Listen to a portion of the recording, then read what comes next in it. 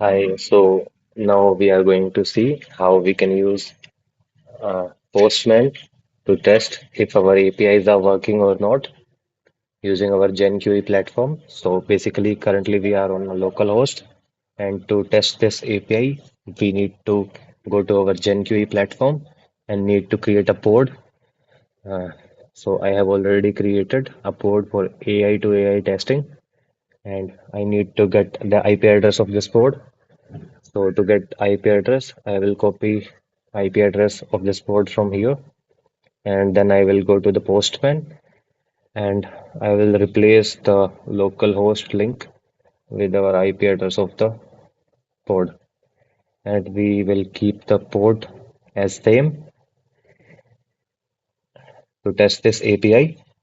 So before sending the uh, input, we can see what we have to in we what we have to give to this API as an input. So in input, we have a task array in which we have specified the task, and we have also given the steps to perform this task.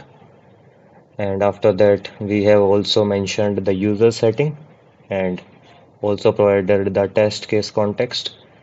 And then we have a webhook URL where we're gonna post the data. And after that, we have some metadata in our input. So let's try running and see what we get as an output.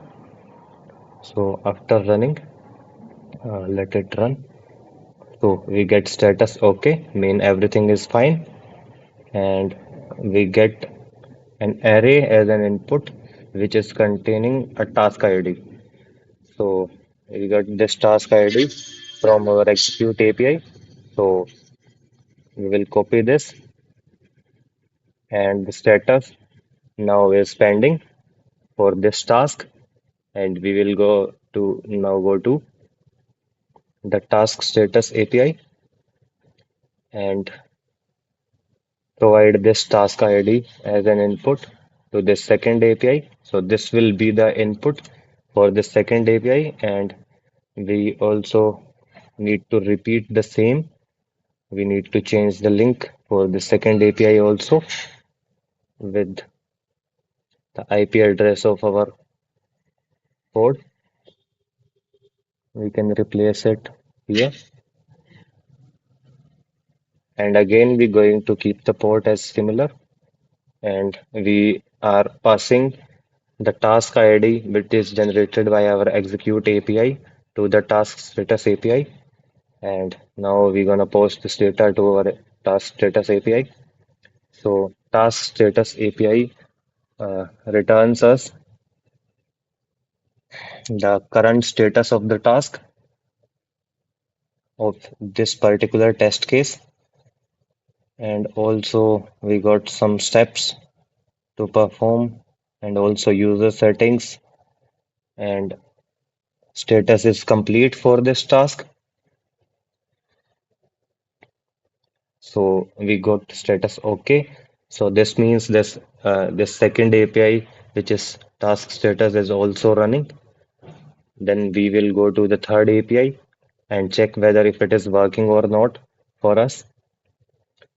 So in the same way, we're gonna replace the IP address and then see we need to provide that same task ID to the stop API also. But I think the task is already completed. So this API will not be able to like stop this task because it is already completed. We will, yes, it is already given us cannot stop task in status complete. See if